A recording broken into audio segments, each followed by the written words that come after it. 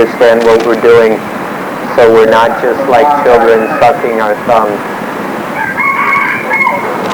ว่างเลยก็พอไม่ตาตาไม่ได้ถ้ามีอยู่แล้วก็เราทำได้เลยทำได้เลย If we just do this without any understanding, we're just making difficulties for ourselves, and we're acting like children. ก็นะโมขอให้สัตว์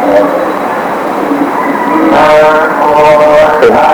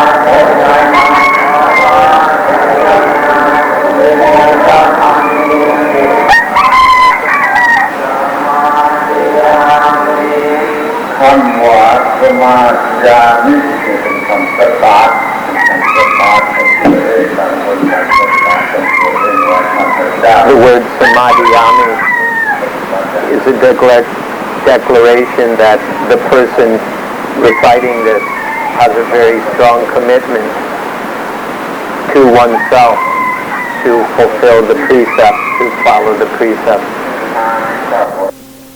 If we're not careful, this is just a ceremony to boast that I have sila, that I, in keeping these precepts, whether it's 5 or 8, if we're not careful, we can put a lot of ego into it.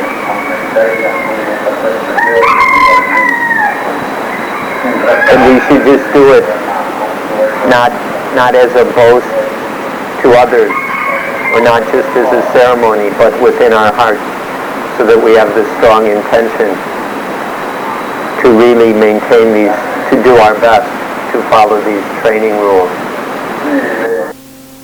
He's saying that they just formally asked for a desana, but he doesn't have the palm leaf manuscript to do the ceremony properly, so he doesn't want really to give a formal ceremonial kind of desana. He'll just give a regular old Dhamma talk. So this won't be done in the traditional customary way. But my intention is just to share understanding of Dhamma.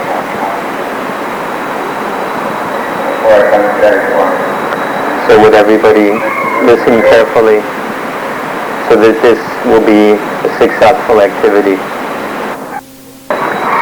Friends who are following the Brahmacharya, I'd like to express my happiness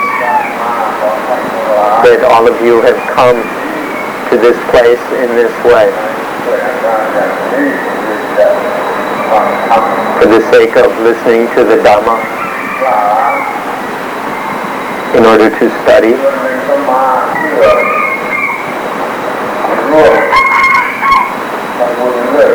partly we came here to share in the merit making of age ending.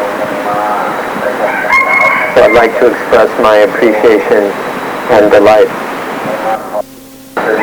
And I'd like to give a special anumotana to those of you who've given the special gift of going without food today.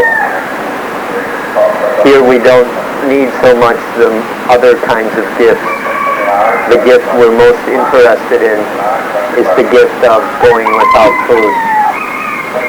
Because this is a kind of Dhamma practice.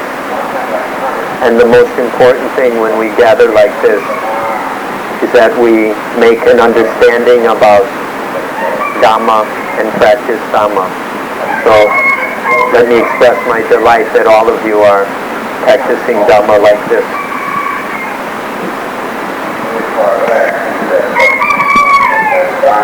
This is the first thing that we need to make an understanding about.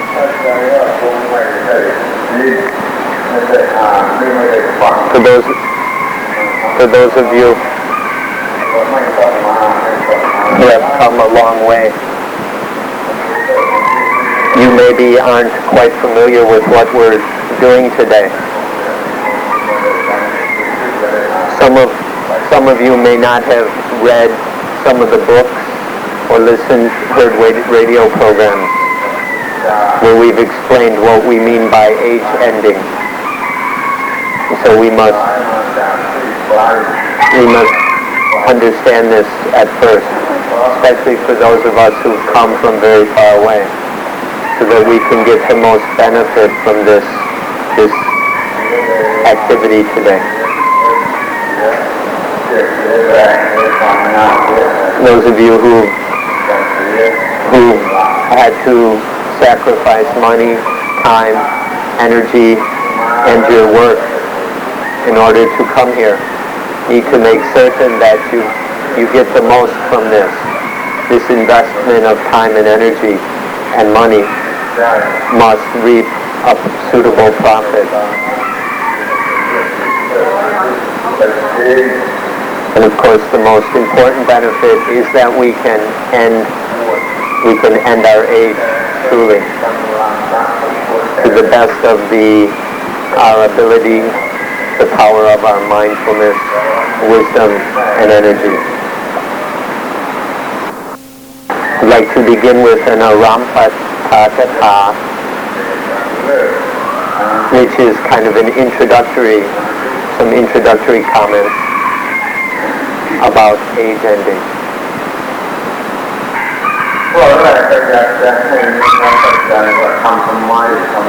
The first thing to understand is why we are doing this. Why are we ending age? What's the purpose of this? There are many people who think that ending age means to die. But I insist that age ending doesn't mean death. Or if it does mean death, it's a very special kind of death, what we call dying, to die before dying.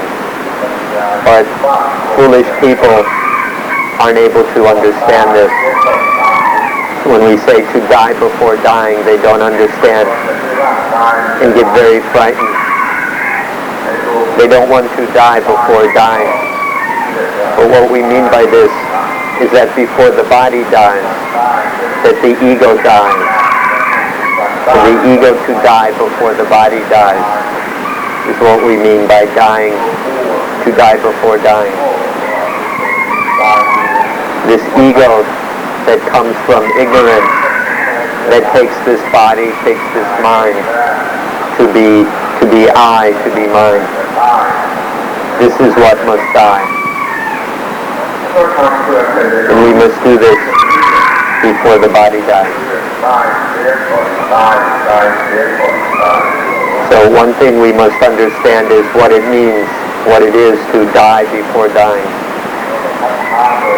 Foolish people won't be able to understand and will get upset and argue with those of us with mindfulness and wisdom. We'll see that this means to die to ignorance, to die to desire, to die to defilement, to die to attachment.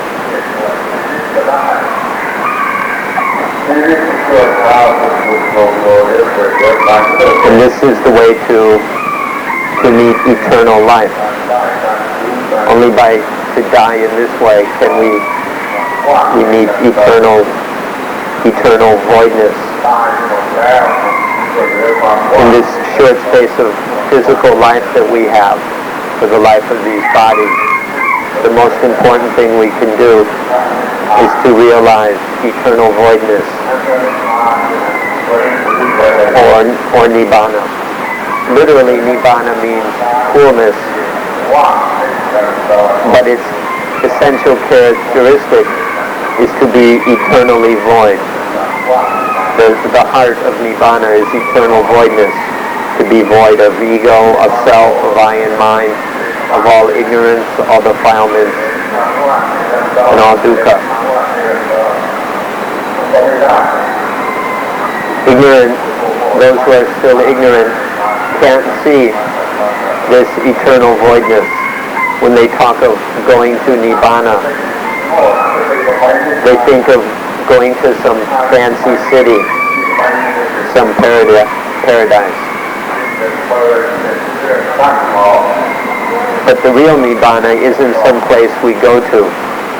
Foolish people speak of going to nibbana. But when we understand nibbana properly, we see we can't go there.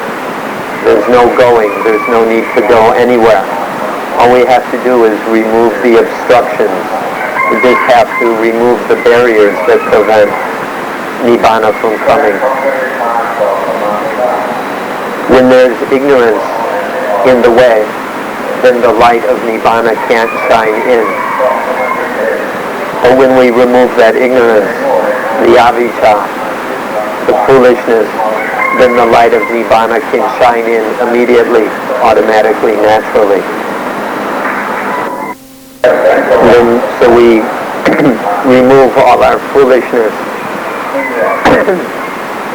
all of our intoxication, all our craziness with age, with life, with ego. And when we remove all this craziness and drunkenness with age, then the light of nibbana can shine in naturally. So remove all these obstructions and then we can realize nibbana. I'd like to say that nowadays people are crazy about age. They're infatuated with their age. They're drunken on their age. We need to remove all this if the light of nibbana is to shine in.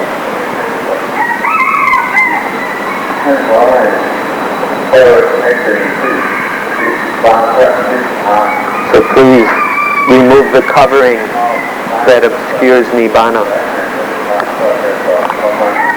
Take it away, and the light of Nibbana will shine in. This is a very simple metaphor that expresses how Nibbana can enter our lives.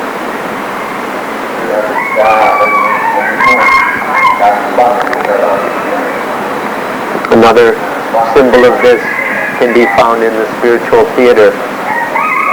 There's a picture that says, the Buddha is behind the curtain of your own ignorance. Just move aside the curtain of your own ignorance, and then you'll meet the Buddha. This curtain that hides the Buddha is nothing but our own ignorance, our misunderstanding, our wrong knowing.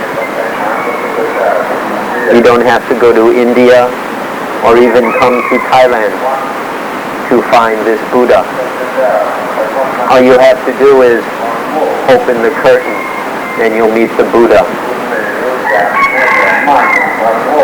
The problem is most of you don't even know this curtain of your own ignorance, and so you don't understand how to open it.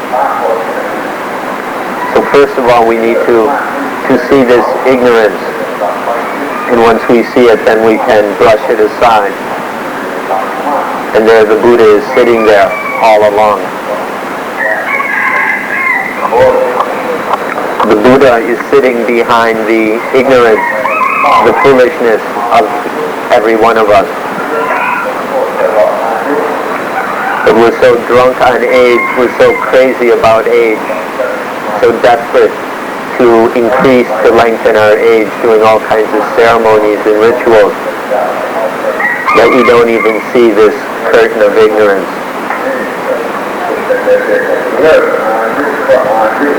But if we end this curtain, if we finish it off, this is what it is to end age. This is the age ending.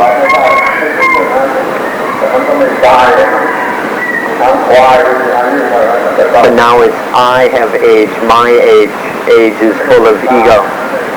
But if you ask a dog doesn't know anything about its age. But people are so intelligent. People are much too clever. And so we know all kinds of things about our age, and we make it into a problem. We get all confused, we get in a real tumult and to-do about death. We fear death so badly because of our attachment to age. So this curtain of age is obstructing the Buddha, is hiding the Buddha. Finish this, end it, get rid of it, and we'll realize the truth. If we speak directly,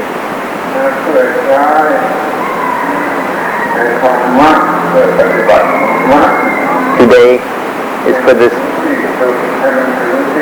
the sake of using Dhamma, for practicing Dhamma to the fullest mark. To practice, to act, to go deeper and deeper into Dhamma, to reach the end of Dhamma. Whether studying Dhamma, practicing it, or realizing its truth, all of this is contained in ending age. Another thing to understand is why we've arranged today as we had. First of all, please understand that our intention wasn't to make things difficult for you. In fact, we sent out many notices to tell people to not even come. That it's not necessary, that we don't have the accommodations, that we can't serve you or take care of you properly. So we tried to make this known, that we wouldn't be doing any fancy ceremonies or feeding and feasting people like is usually done, both amongst lay people and also in the modern monasteries.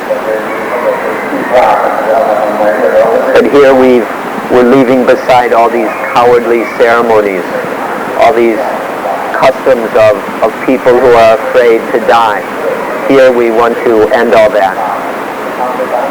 And so we've put aside all the frills, all the unnecessary things to get down to the basics of ending age. When we talk about ending ego, ending me and mine, this sounds strange to some people who've never heard of it before. But really it's nothing new. It's only new for those who've never heard it before. But the Pali scriptures are full of this. The Buddha talked of this over and over again. To let go of I and mine, to get free of me and mine. This is to be above all the problems of the world, all the problems of life. When the lay people understand this, then they won't have all these problems and all this confusion about sin and merit, about punya and papa. And when the monks have ended age, then they won't have any more problems about being a monk. But now people are full of so many problems because of their age, because of their lives.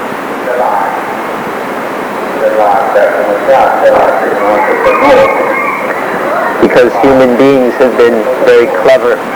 We're naturally very clever in order to be stupid. We're so clever that we become stupid. And all of this leads to creating chaos and disorder in the world. The result of all our cleverness is a lack of peace in the world.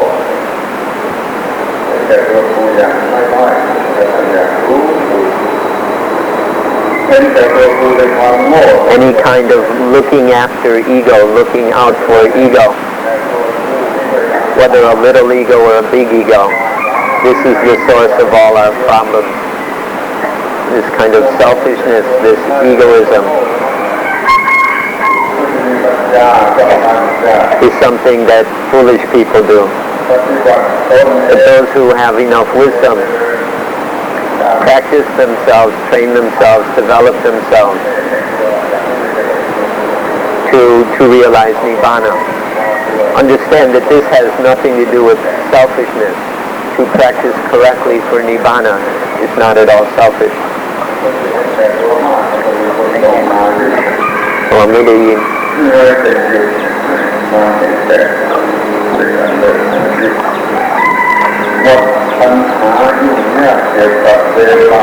So today we're going to end all the problems of selfishness by ending age. We're going to finish off our ages.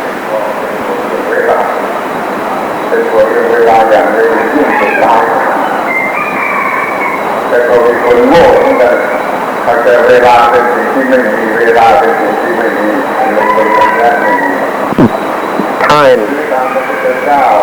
is something that has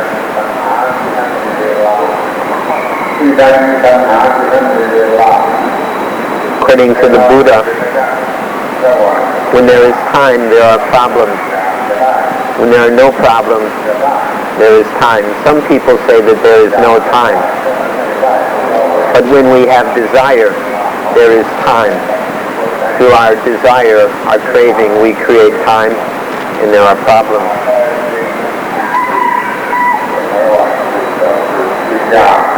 The true meaning of time is the space between our desire and the object of desire. The space between these 2 points is the meaning of time.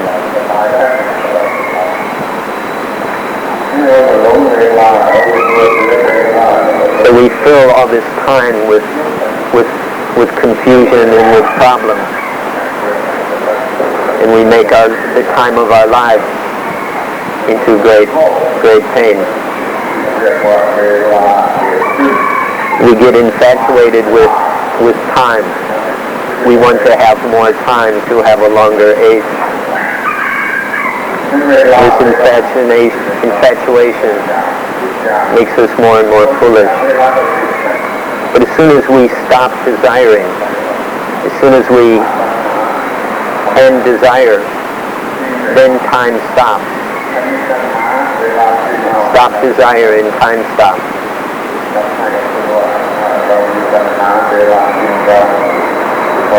In short, if there is tanha, desire, then time eats us. When there is no desire, then we eat time. This is a matter about time. We're all slaves of time. How difficult this is, how tired it makes us, you know for yourself. Because of time, the word age appeared.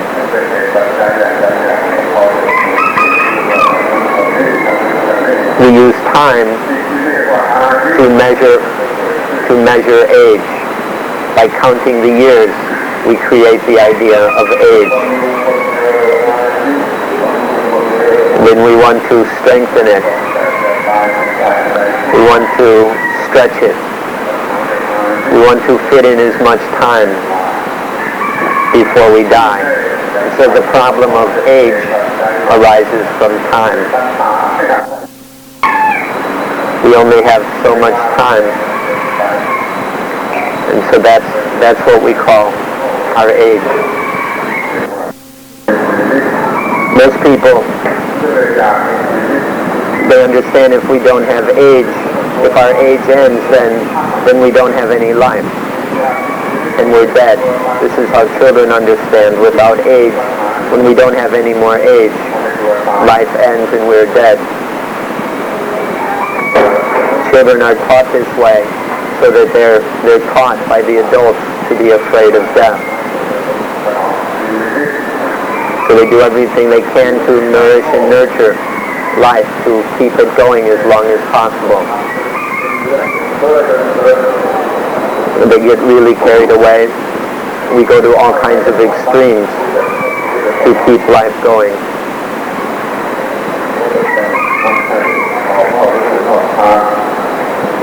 This leads us astray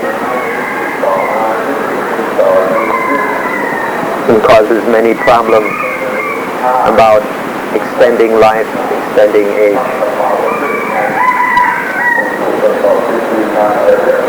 All kinds of sorcerers and priests and things are doing all kinds of ceremonies to extend our age. People run around opening their pocketbooks all the time to pay for this ceremony, to pay for this holy water. And this just makes more and more problems for us. Doesn't make us any smarter.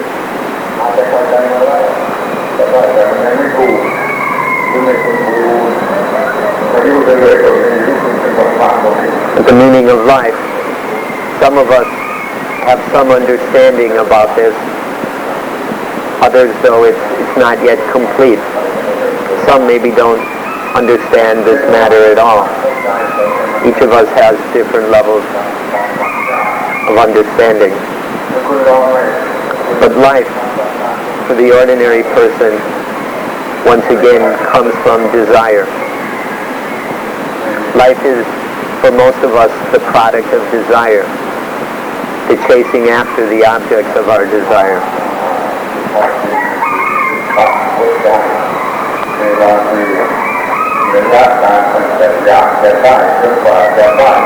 But in fact, time bites our hearts.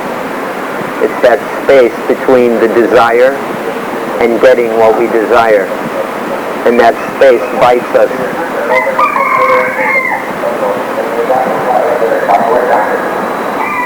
We measure it. We think of it in terms of days, weeks, months. And those days and weeks and months and years, they bite our hearts.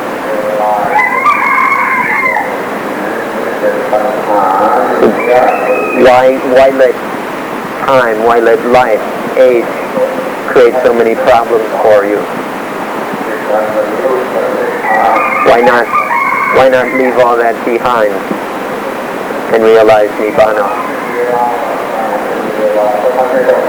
The Arahants, the worthy ones, don't have any time. They have no need of time. They're free of it because they don't desire anything.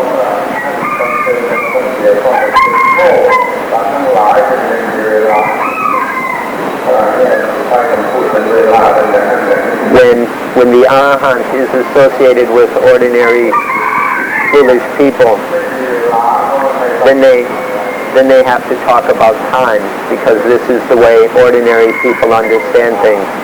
But for themselves, there is no time. They're not deluded by this illusion of time, the illusion created by desire.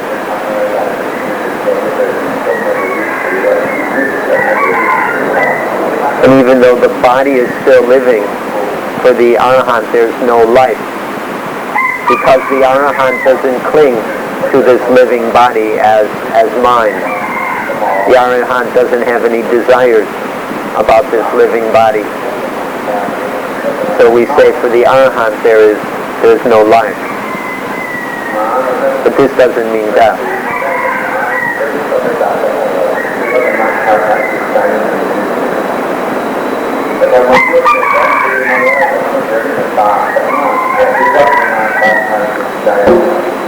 Amongst the dogs, there are very little differences because their mental evolution is not so advanced.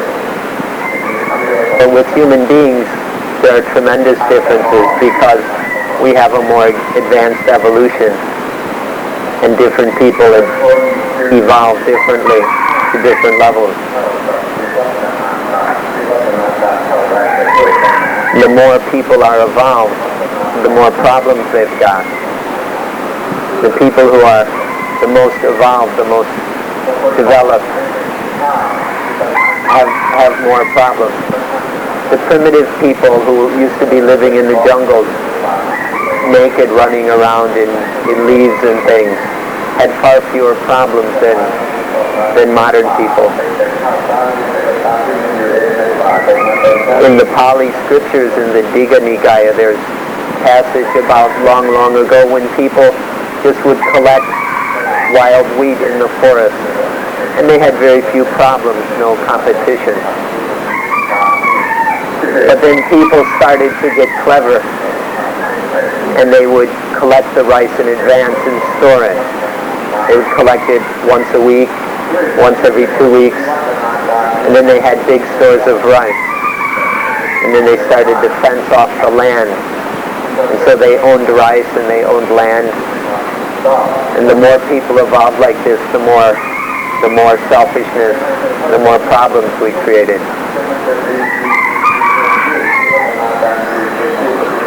We do everything we can to evolve better and better. We try to make everything better, more and more good. And this just makes more trouble, more confusion. But the Arahant doesn't have any evolution. The Arahant has nothing to do with evolution. The Arahant has ended, has stopped evolution.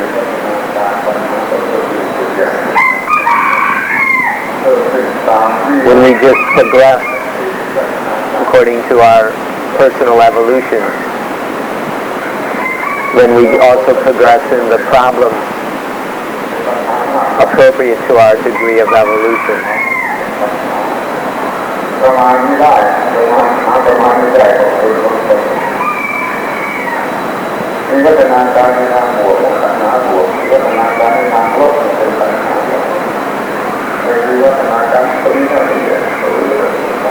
Positive evolution ends up with positive kinds of problems.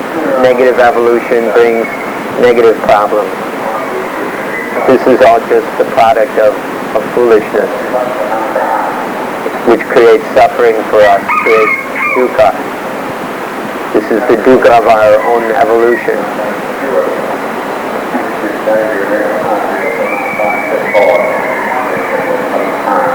Just overcoming the evil evolutionary tendencies isn't enough. To be really free of problems, we need to be above and beyond all evolution, whether evil or good.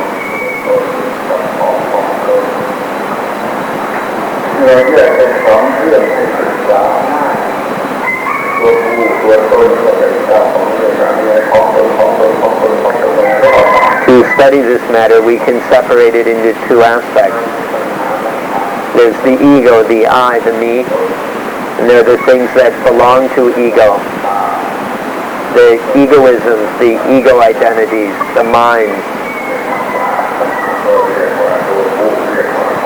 Ajahn Buddhadasa calls these duagu, the ego, and kongu, things belonging to ego.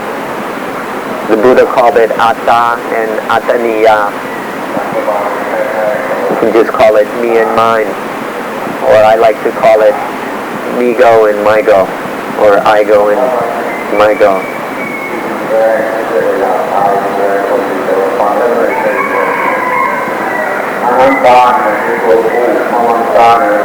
In Pali, the Buddha used words which have a very powerful meaning, but we often don't realize this. Words are ahankara and mamangara. Kara means to do, so it's I making, I doing, I going, and then mamangara is my making things mine. This is really very ugly and vicious. Going around making everything I and mine. When we hear these words, we may not think so much about them, but it points to something very powerful. When we're free of all this I-making and my-making, then there are no problems. But who wants to be free of problems? Nobody wants to be free of problems. We're much more interested in making more I and mine. We don't just eat simple, healthy food. We eat all kinds of expensive delicacies, all kinds of candy, all kinds of sweets and things which are bad for us. We buy clothes more and more expensive, fancy golden watches, jewelry, even eyeglasses. We spend hundreds of dollars on our glasses. This is how I and mine, me and me-go and my-go, just leads along us a path into more and more dukkha. This ego, me and mine, is like fuel, which keeps the fires in our lives burning. All these fires burning our hearts are kept going by the fuel of me and mine. Stop throwing the kerosene on the fire, and it will go out. Nearly 4 years ago, on our 80th birthday, we should have stopped. Stop here means two meanings. Stop can mean to just die, to stop life. And stop can mean to end all meaning, all significance, all value that we attach to life. The Buddha only lived 80 years.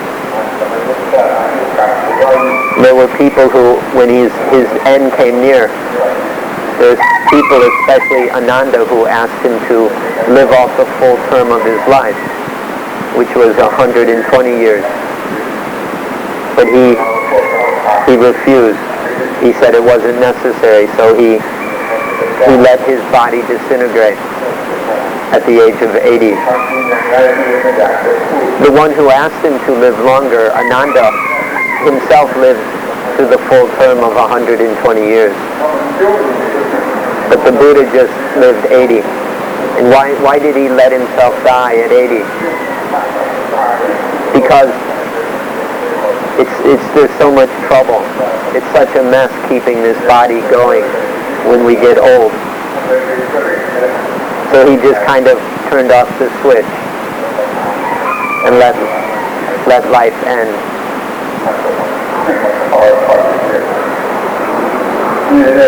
So that was the end of all physical troubles with them. The other meaning of stop is to stop attaching to life, to the body, to age. Instead of being attached to age, we let go of age. If we end age, then we discover eternal age. This is to be free of the meanings of the words birth and death. We're caught very much in these words, birth and death. So we're getting born and we're dying over and over again.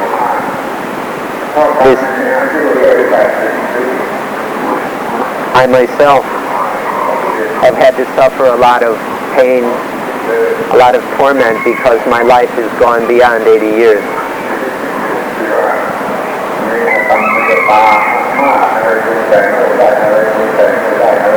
So at this point, at this age, where there's so much pain and the body's in such bad shape, it's necessary to have a lot of a Dhammayata, to be above all meaning of positive and negative. When our age is 20, sex is our refuge.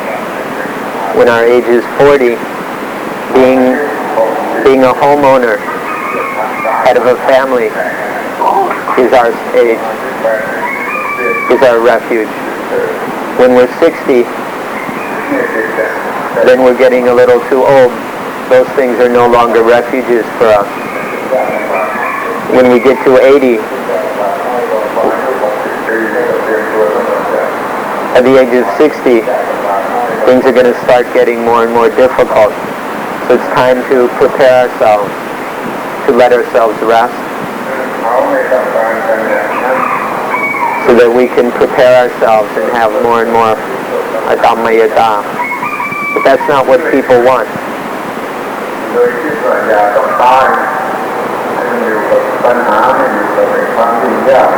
They think it's better to try and avoid death.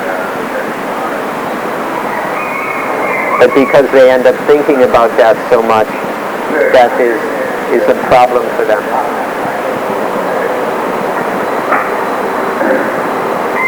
All the problems of this isn't something that you need to hear from somebody else. You can examine it and contemplate it quite easily yourself. First, we'd like to look at some words that if we look at deeply, we can get a lot of understanding from them. But if we look at them superficially, then it will just be foolish. The first is to love life. If every one of us here loves their life, loves age. They worship age, have birthdays, have ceremonies, doing anything we can think of to keep our age going, to keep getting older and older. If we say to not love age, there's nobody here who's interested.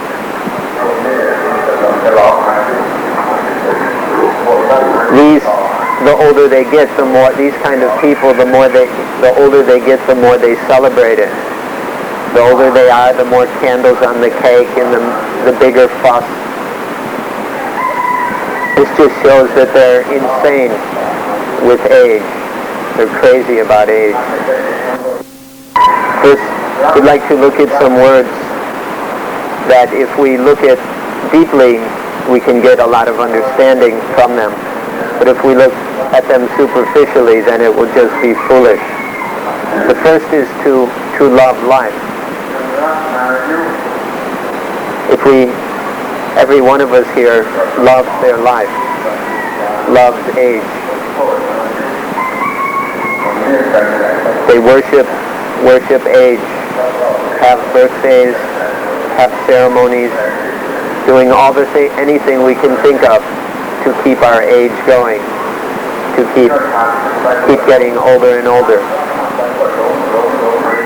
If we say to not love age, there's nobody here who's interested.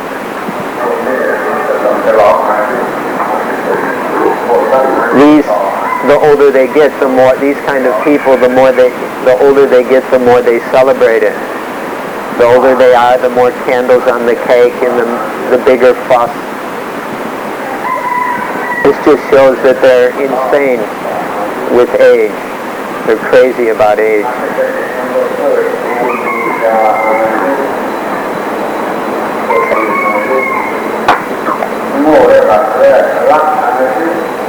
So the first level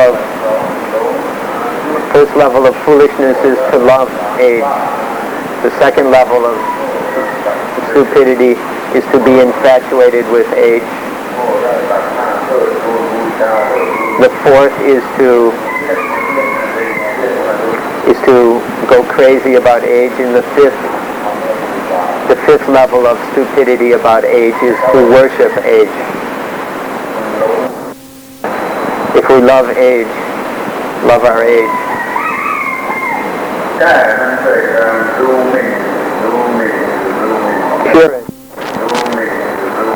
Cure it by insulting it. Insult it, disparage it. Don't try and stretch it.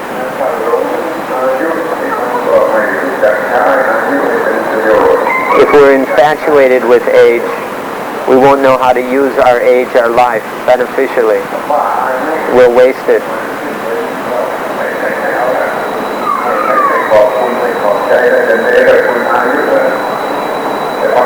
Instead of being crazy of age, be ungrateful. No more thank you to age for worshiping age. Cure that by just forgetting it. But don't do it stupidly. Do it intelligently. We still have age. We're not dead. But we don't think about it. We don't dwell on it. We don't remember it. We don't just forget it of our stupidity. We forget our age out of intelligence.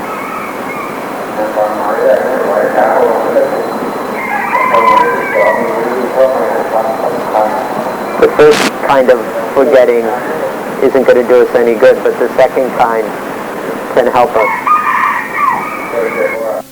Usually people try to extend their age, and they celebrate it. But later we saw that wasn't very wise, so we began to tease age, to make fun of it, to laugh at it, to dare it, so that we could overcome our fear of age and death. So if we do any ceremony about age, it must be a ceremony that turns age into Dhamma, so that age becomes the asankata Dhamma, the unconditioned, becomes voidness. Our feelings, our experience of all these words have many different aspects.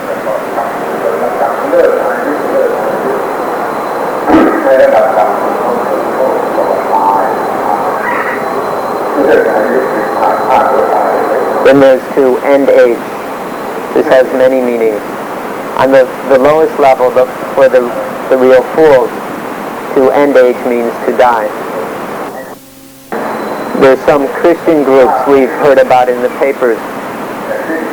They believe that they've done all kinds of good things for the sake of God. And so they decided, well, we've done all kinds of good things.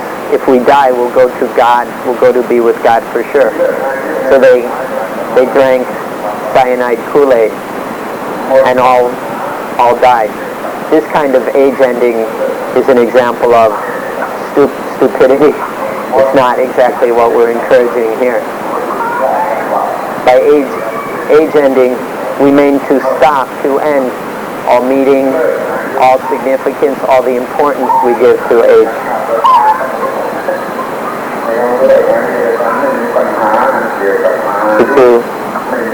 To end age doesn't mean to commit suicide. It just means to end all the problems about age, all the problems that come from age. That's what we're going to end.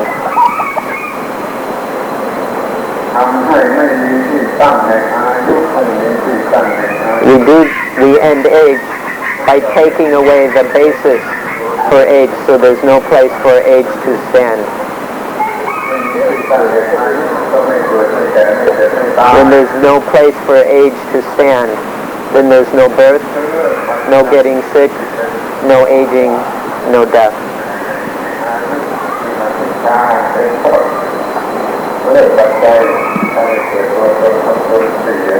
So we end all the conditions which cause the birth of ego, all the delight, all the liking and disliking that creates ego. If we end that, if we finish off the conditions of ego, then we finish off ego. Each of us should do our best to do this without considering how successful we'll be.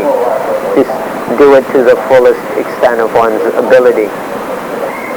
End the conditions of ego and finish off ego as much as each of us can.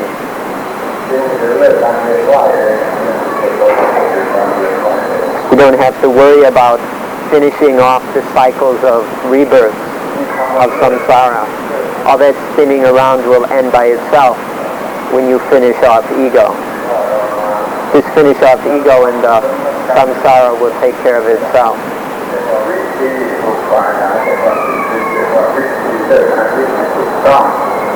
So instead of talking of a ceremony, we ought to talk about a method. The Thai word for ceremony, piti, comes from the Pali word for way, witi. So we shouldn't be so concerned with piti or ceremony, but with witi, with method or a way. If we just do ceremonies, it's very seldom the way. We need to follow the proper method to end age. Hunger is something to consider also. When there's no hunger, it's hard for us to understand. But when there's hunger in our hearts, then we can observe it and understand it. There's different kinds of hunger, of course. There's the foolish hunger. It's the kind of hunger that puts us in a bad mood, that makes us angry. But there's another kind of hunger or thirst which never makes us angry, because it's the hunger that leads to the end of hunger. Hungering for non-hunger, this won't make us angry.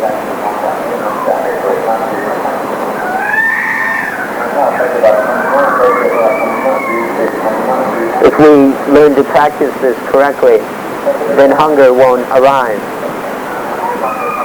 Like many of us may be feeling hungry because we haven't eaten yet today. But if we practice Dhamma, if we keep our minds on Dhamma, then there will be piti, there will be a sense of satisfaction and energizing joy of piti that will dissolve the hunger. If you're not quite skillful enough to summon up this piti, this satisfaction, then there's a more foolish kind of satisfaction, a more crude kind of piti, which is called excitement. If you're excited, you won't feel hungry either. But it's much better to have the Dhamma piti, to be satisfied with Dhamma, to be gratified with Dhamma. When you're gratified like this, then hunger won't appear. You won't feel any hunger.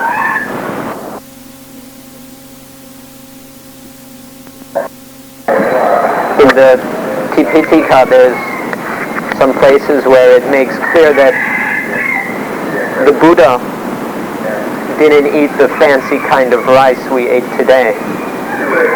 He doesn't eat monks nowadays only eat the best rice.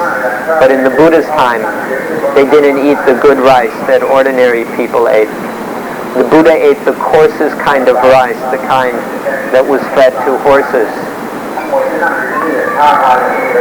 One whole pansa, all he ate was this horse food, and he would soak it in water enough that he could chew it. And he lived for a whole pansa doing that. But if we don't have the best food for 1 or 2 days, we start to get all frightened.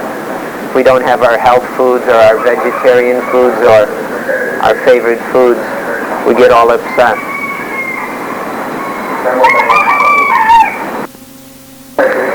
One of the monks, Mahamoggallana, they're in a place where they couldn't get any food, and he had many magic powers, so he went on alms round to some faraway place and then brought the food back and offered it to the Buddha, and the Buddha said, "We don't eat this dirty food, this food that comes from magic powers. We'll just eat this ordinary rice here. We're not going to eat this dirty food that's brought from rich, expensive countries." So there's an intelligent kind of hunger. The hunger that doesn't make us angry. The hunger that is a lesson. And then there's the hunger, which is another name for danha, for desire or craving. I'd like to invite you to look at age ending in more and more detail, with more subtlety. How can we look at age?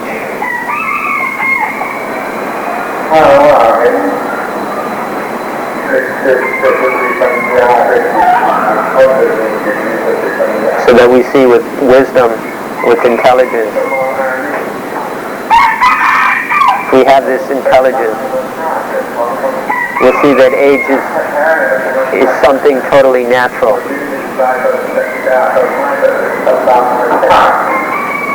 For the mosses, the plants, it's just something natural. All these sankharas arising and changing according to dependent origination. This is just a natural process. But it happens that these bodies are the basis for attachment, for clinging. Although the body is just something natural, belongs to nature and changes naturally, it's the basis still of attachment. If we look well, we'll see that it's something merely natural, and if we look very deeply, we'll see that we'll see the dependent origination within the body. This is called looking naturally, looking at nature, looking along with nature,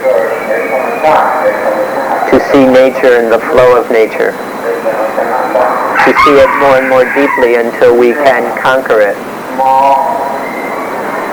We must look at nature. We must observe it in the right view, in a good way.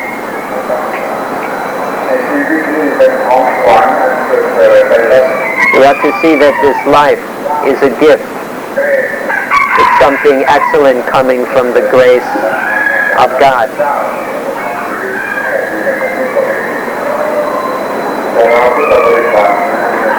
Some religions, some people look at life in a positive way, as a gift of life. But Buddhists look at it in a middle way, as just being natural. If we look at it in a positive or good way, we can see it as a gift. But the Buddhist way is the middle way. So we see life as being natural. You can look at it in a good way if you want. You could also look at it in a nasty way. It's a problem. Life is the basis of all problems. If it wasn't for life, we wouldn't have all these problems. It's just a big burden weighing upon our minds. This life is a prison that incarcerates us, that traps us.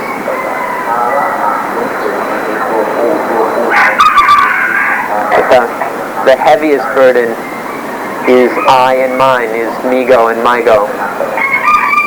Really, life, this body itself, isn't that heavy. But it's when it's all the me-go and my-go, my life, my age. This is what's so heavy. This is what burdens our hearts.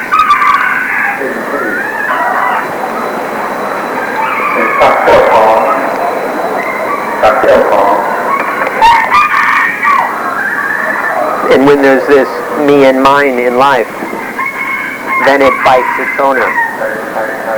If we're stupid, life will bite its owner.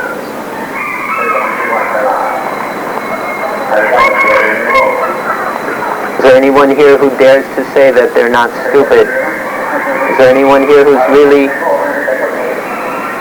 intelligent? There's not one person who's raising their hand.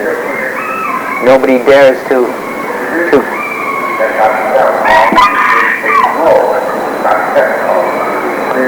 But as long as you remain stupid, life is going to bite its owner. Its owner is that stupid person itself, who still clings to life as me, as mine, as my life. Unless you're able to raise your hand and say, I'm not stupid, life is going to continue biting you, as long as you keep owning it. But it's a prison. None of us want to get free of life. Nobody wants to escape from this prison we build out of life.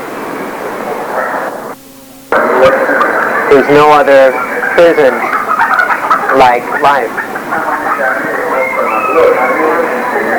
If you look at this, can look at it this way, truly, can seriously look at life this way, then you'll be very willing to end age.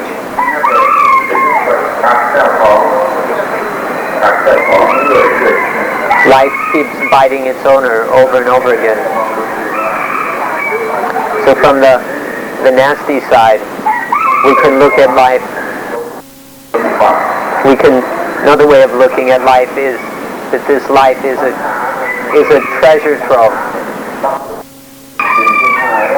Life has dhamma danha, desire for sex, for sensuality. Life is changing after all these charms and delights. This is one of the treasures of life.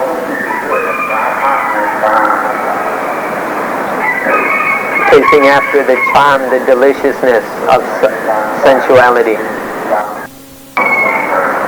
This is the first kind of treasure of our lives. The second kind is bhava danha,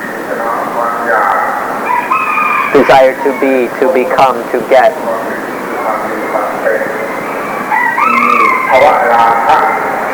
It's desiring, thirsting for being this or being that.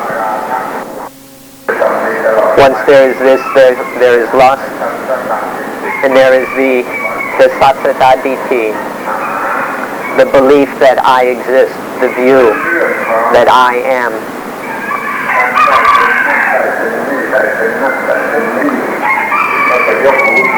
This leads to attachment to being this, being that. All these feelings we have of I am this, I am that. I am a teacher. I am famous. I want to be well known. I want to be respected.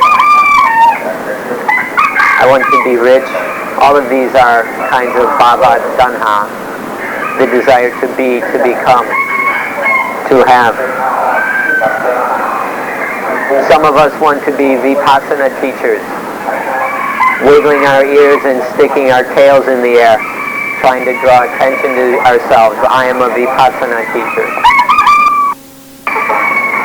Comes from lust, from the belief in being, the belief I am, sattva-ditthi.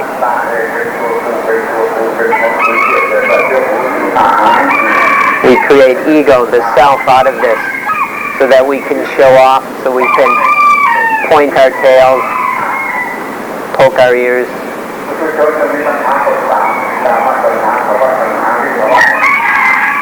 Then the third one is vibhava tanha, is the desire to not be, to not become, to not have. There's some people who think that the desire not to be is nibbana. This is really crazy. There are a lot of stupid Buddhists who think that not living, wanting to not live, that this is nibbana, to not desire, or to desire not to be this, not to be that. This has nothing to do with nibbana. It's just a negative kind of desire.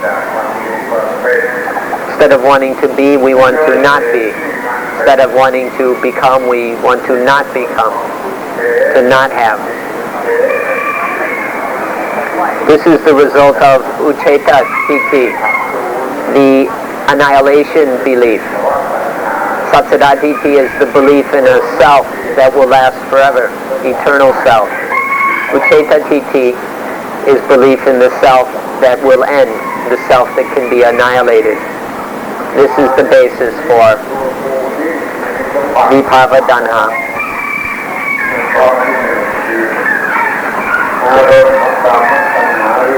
So the ego has these three crazy treasures.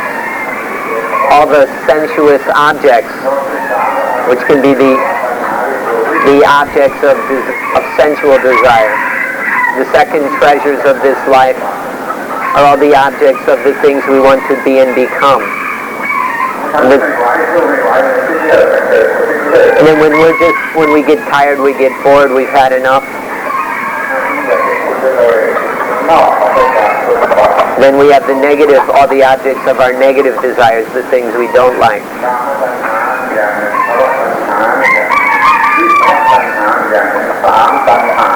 So these three kinds of desire: desire for sensuality, for becoming, for not becoming.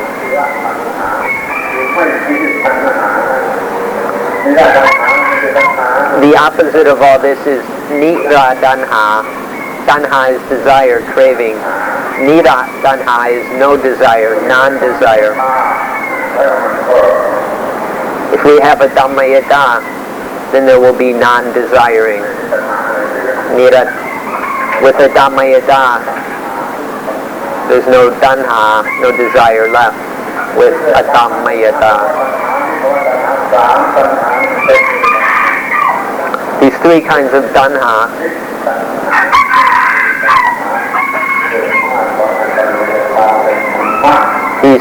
of desire are full of problems. But nira tanha, there's no problem due to the power of adhammayata. Anatta, not self.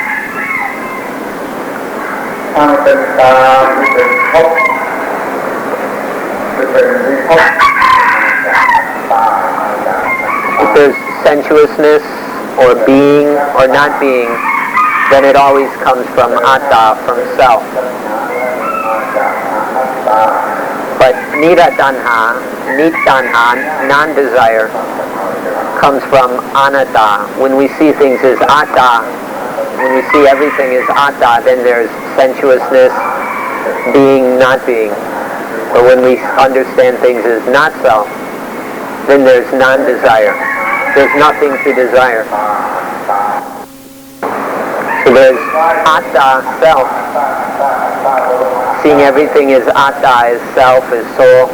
This leads to all kinds of positive desires. And then there's niratta, nothing at all. Seeing things as nihilism, that there's nothing. And this leads to all kinds of crazy negative desires. But the Buddhist way is always in the middle, anatta.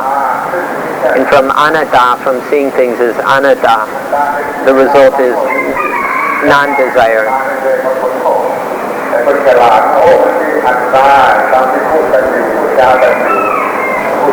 For those who are still confused, all this talk about not self, of anatta, is very hard to understand. How can there be not self? When we're confused, we just see self everywhere. But when we become intelligent, when we know how to look at things, then we see that this self, this thing that everybody calls as self, it's there, but it's really not self. Confused people take not self and think it means that I don't exist, you don't exist, nothing exists. But that's niratta. Anatta, not self, means that this I, this you, all these selves are really not self. What ordinary people take to be the self is really not self.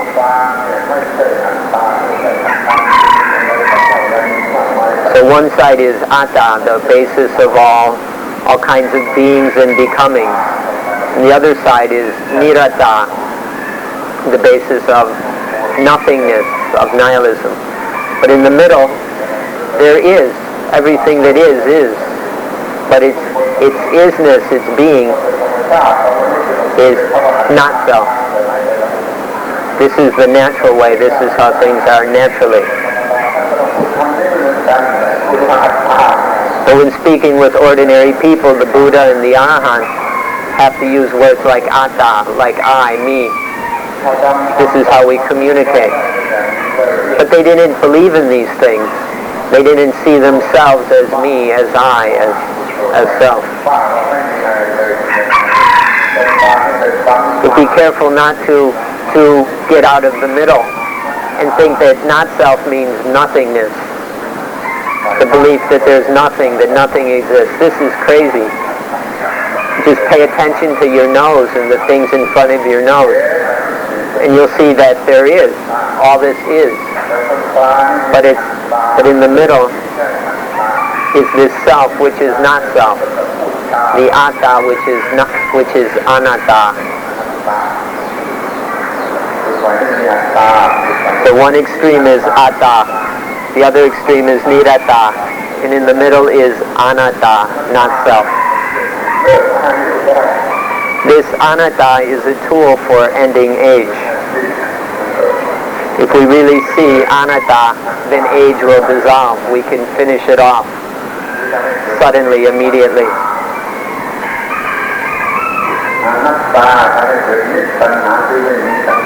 Seeing anatta, there arises nitanha, non-desire. Atta leads to kamadanha and bhavadanha. Niratta leads to vibhavadanha. And anatta leads to nitanha, non-desire. And when there's non-desire, there is adammayata.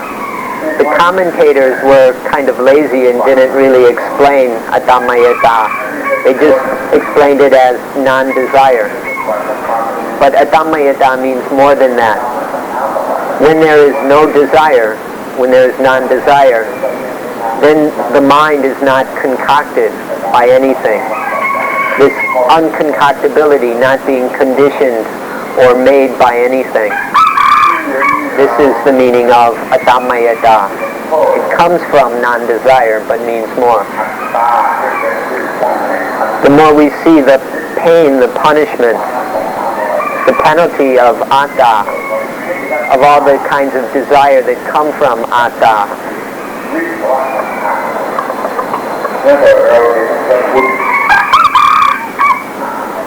then when we see this pain and punishment of atta and desire, then we can come to see anatta, not self. Through realizing anatta, we can solve all problems. But fools don't know how to use this wonderful tool. This world is so full of atta that it can't use this most skillful tool of anatta. Our world is full of problems, crises, all over the place, because nobody studies anatta. Not seeing anatta, there's no nitanha, no non-desire, and no adammayata, unconcoctability. We must know the taste, the flavor of this non-desire. We must know the taste of atta. We must fight with it. We must struggle with it. As long as we have life remaining, we must battle atta. To fight it means to not surrender to it. Don't do what it wants. To just do what atta wants, to always follow the self, is to surrender to selfishness. But to fight this atta, to never give in, to always go against our selfish desires, against the desires, opinions of the self. This is to declare war on atta. Then we must welcome everything which is anatta. Fight with atta and welcome anatta.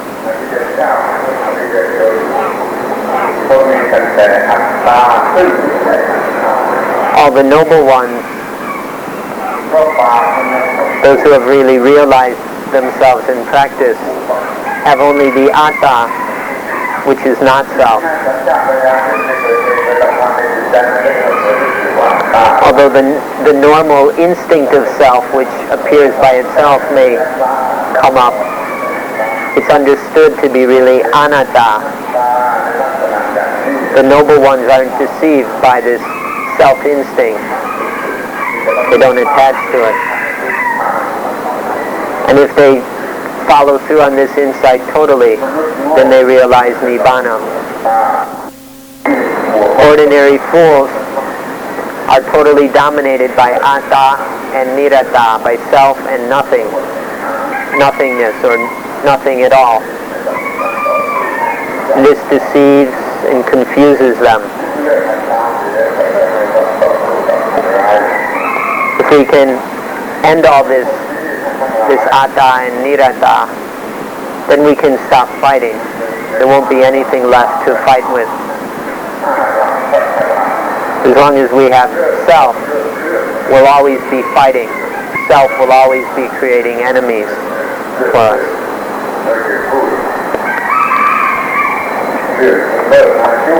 So this concludes our introduction, our Arampa Gatha, about age ending. If you can't understand, then I'm just playing a flute for the turtles. When we give Dhamma talks and nobody understands, it's like playing a flute. It's like playing a flute for the turtles. And when you've spent all this money and time to come here, traveled from all over the country, from other countries, and if you don't learn anything from this, then Yama, the god of death, is going to clunk you over the head.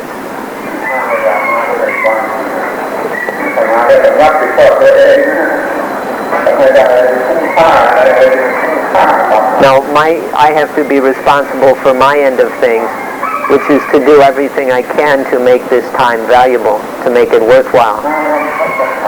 But that doesn't, you still have to do your end of the bargain. You have to be responsible for yourselves.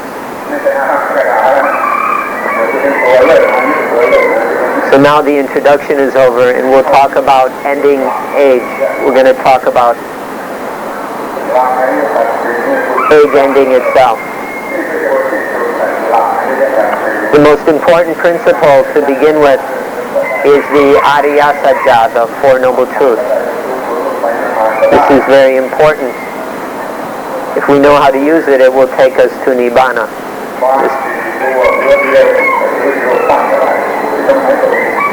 There's some pictures around Suanmok of 4 deers with one head. They're 4 deer bodies, but they all share the same head. This is the meaning of the Four Noble Truths. 4 bodies means that stand for what is it, where does it come from, for what purpose, and how do we realize it. These are the four bodies. What, where, why, how. In terms of what, where, why, and how. What, where, from where, for what, and how.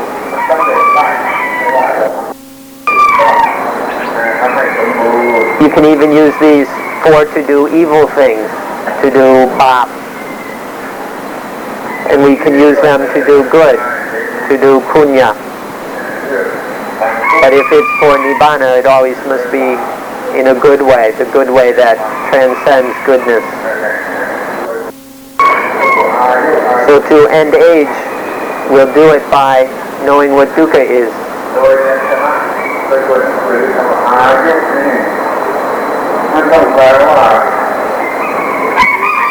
We need to know the dukkha of age. The literal meaning of ayu, or age in Pali, ayu, means the process of time. The flow of time. The flowing of time, of life, is the meaning of ayu. To know its charm, its attractiveness, the asata, is only for fools. People who are intelligent aren't deceived by age. It's adinava, its penalty.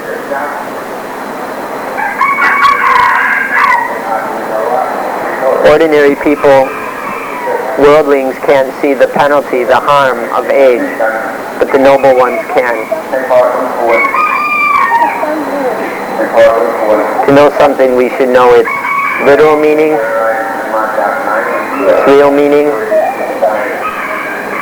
its charm, its pain, its punishment, and then the escape from the thing.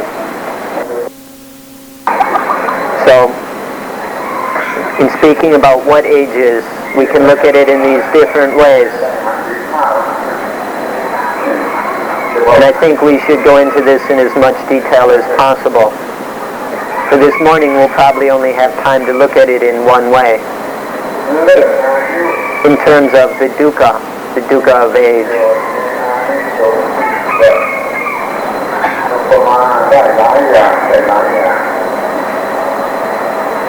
Age, or ayu,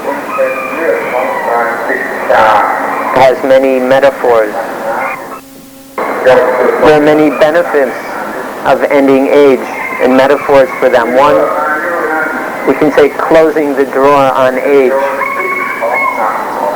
Stick it in the drawer and close it and never let it out again. To end age is to toss away all burdens. There's a chant we chant often. The five khandhas are the heavy burden. The person is the one who carries this burden. The noble ones know how to toss away this burden without picking up any other one. We chant this very often. It's at Suanmok. Paraha we pancha kanta. Para vakalo jabukalo. To end age is to toss away this burden. These five khandhas, when we turn them into problems and heaviness, we can toss it away. This is another metaphor for the benefit of ending life.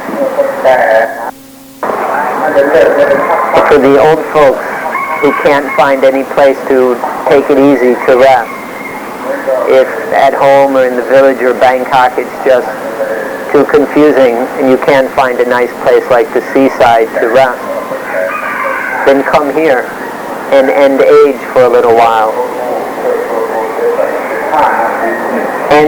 End ego for 15 minutes, 20 minutes, and then you'll really know what it is to rest.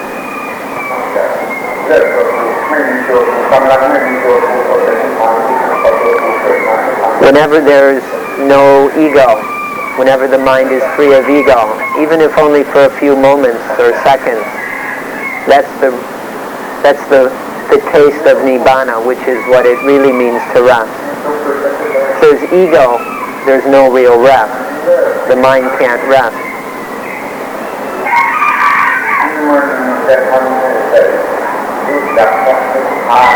But if we end age and end this ego, then we start to taste Nibbana. We get a taste of Nibbana. Let's speak about Nibbana a bit. There are two ways of talking about it. One is called Anupadisesa Nibbana, Sa-upadisesa Nibbana Dhatu, the Nibbana element with upati, with heaviness remaining, and the Anupadisesa Nibbana Dhatu, the Nibbana element without any heaviness. Nibbana itself is the same. Nibbana itself is always the same, but the way it's experienced by different people or different arahants. There's one arahant who has finished all the duties, completed the practices, done what needs to be done, severed all the fetters, fully enlightened arahant. But this arahant who realizes the Nibbana element with something remaining, when he experiences sensual objects, still feels positive and negative, still feels things as positive. The feelings are still felt as positive and negative. Some things please the arahant and some things displease. But this positive and negative, the sukha vedana and the dukkha vedana, doesn't condition into defilement, into desire. So this arahant is free of dukkha, is free of desire, but there are still these positive and negative feelings. So this Sa-upadisesa Nibbana Dhatu kind of Nibbana, there's still feeling positive and negative feelings, but this arahant doesn't like them or dislike them. But the second kind of Nibbana Dhatu, where there's nothing left, there's no upati, no heaviness remaining. This doesn't mean death. Some of the commentators explain it as death. When there's nothing heavy remaining, they think that, well, you must be dead. But the way we understand this is that this arahant no longer feels anything to be positive or negative. Both kind of arahants are the same. They've made a complete end to greed, anger, and delusion. But the first kind still feels positive and negative, but doesn't let this positive and negative stir up into desire, attachment, and defilement. The second kind doesn't feel any positive or negative at all. This is to be totally cooled. So one kind of arahant feels positive and negative. The second kind doesn't feel the least positive or negative. Some people don't agree with this kind of explanation, and they revile me for being a heretic, for explaining things incorrectly. But I reply that it's really ridiculous to talk about an arahant who is dead. The Buddha said that there's no way of speaking about an arahant who has died. So obviously when the Buddha talks about arahant, he means living arahant. So the second kind of arahant, where all positive and negative has been cooled, this doesn't mean a dead arahant. What good would it be to be dead and enlightened? Enlightenment is no good once we're dead.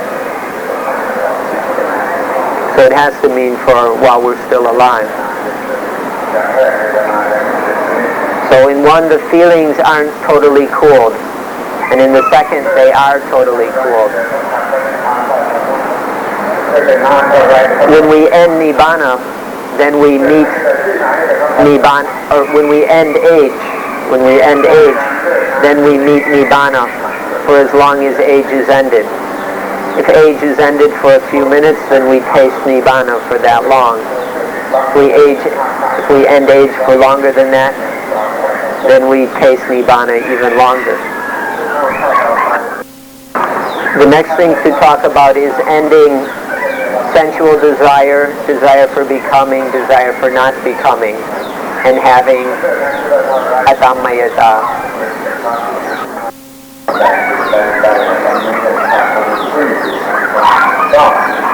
When we end age,